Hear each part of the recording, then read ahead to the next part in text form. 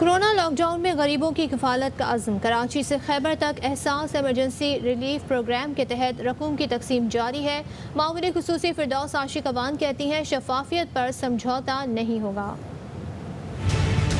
پاکستان کی تاریخ کا سب سے بڑا کیش ٹرانسفر پروگرام ہے۔ کل شام تک پورے پاکستان میں تقریباً 13,80,000 افراد میں 16 ارب 58 کروڑ روپے کی ادائیگی کی جا چکی ہے۔ 7,317 بائیو میٹرک ادائیگی کے مراکز کا باقاعدہ آغاز ہو چکا ہے۔ پورے پروسیس میں شفافیت کا عمل انتہائی باریک بینی سے آبزرو کیا جا رہا ہے۔ احساس پروگرام کا ڈیٹا بار بار ہیک ہوتا رہا۔ پاکستان بھر میں کرپشن میں ملوث افراد تھے۔ 40 ایسے افراد کی نشاندہی کر کے FIR درج کر دی گئی ہیں۔ وزیر اعظم پاکستان نے بائیو میٹرک میچنگ کے ساتھ ساتھ فیس آئیڈینٹیفیکیشن کے عمل کو بھی شروع کرنے کا فیصلہ کیا ہے اور ہدایات جاری کی ہیں۔